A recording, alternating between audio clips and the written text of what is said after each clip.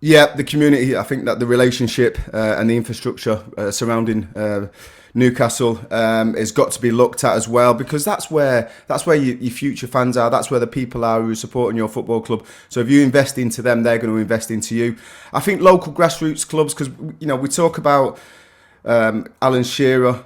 They let him go because I think that relationship between local grassroots clubs and the club wasn't good enough, and they allowed him to go to Southampton. But you talk about Les Ferdinand and Ginola and top players that were around the club last time they had a good era. Don't forget Lee Clark was in there, Steve Watson. They had their own boys from Newcastle that came through the ranks that played for the first team. So you look at Manchester City and they've got Phil Foden. They don't want to lose that either. So there's a lot of things that are quite intricate that you have to get right. But I think the main reason is the piracy was sorted out with the beIN Sports going out to the Kingdom. That was sorted out, and once that deal got out of the way, I think Mike Ashley's come out, and I've seen a couple of his interviews.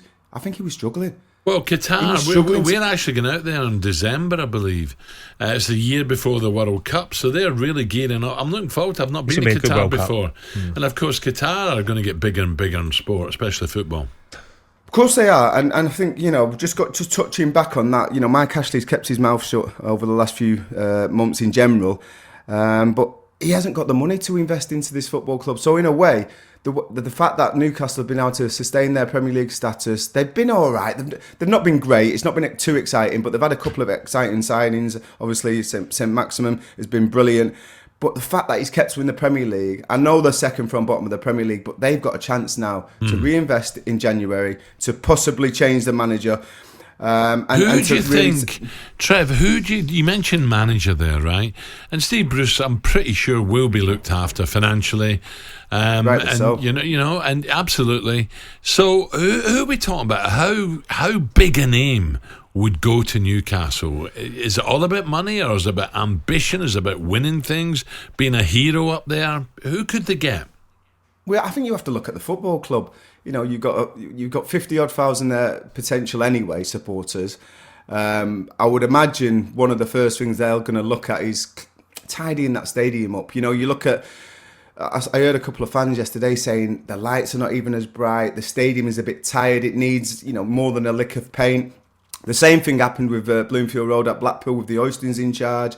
I think they just let the club go and let the standards slip a little bit. So I think the investment's going to be there. When you go into a club like Newcastle and how passionate the fans are, I think you can get any manager to buy into that. I really do. I think you can get the top managers.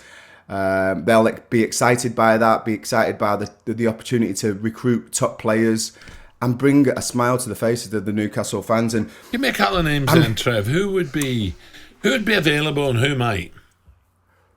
I don't know if it's too soon because he's been very successful, but I think you need a manager who's done this before or done something like this before.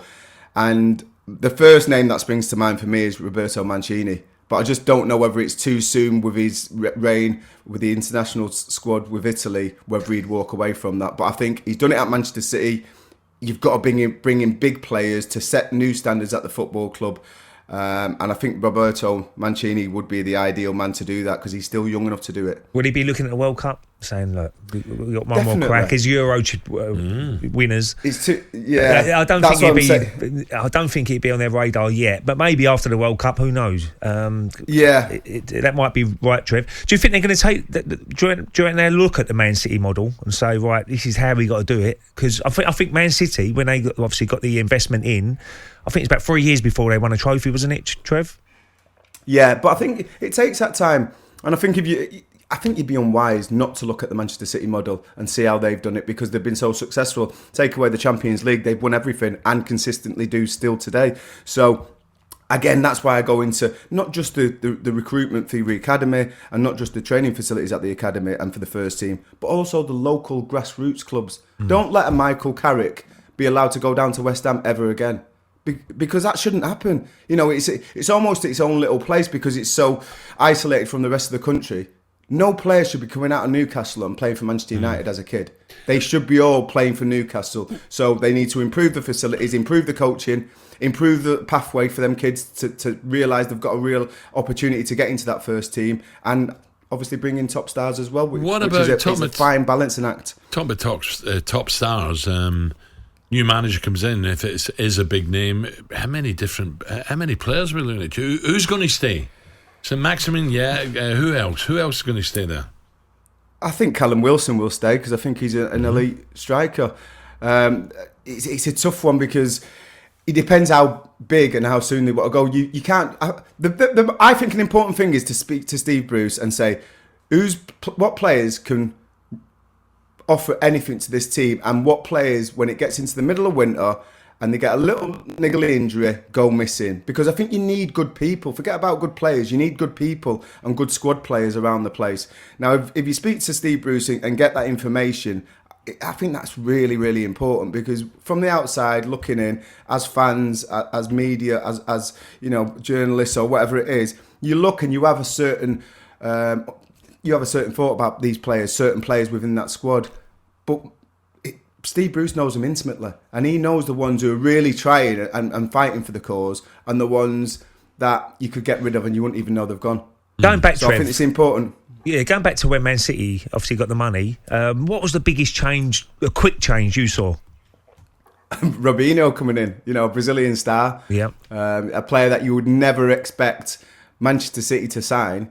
He was signed, and then it was almost like it was a circus. It was like there was so much activity. Agents were all over the place. The media was all over it. Everybody wanted to know what was going on at Manchester City. From it just being, you get the odd busy media day before the Manchester derby. Yeah, but it was like that every day, and it was just like you could sense something special was happening, and everyone wanted to know what was going on. And I think the same will be the same for Newcastle. And I think the fans, as you see it last night, they're still there when it was dark and they're at the party. It's a carnival. Yeah. It's going to be amazing. talkSPORT Breakfast with Alan Brazil. Thursday and Friday morning, 6 till 10. On AM, on DAB, via the talkSPORT app and on your smart speaker. talkSPORT.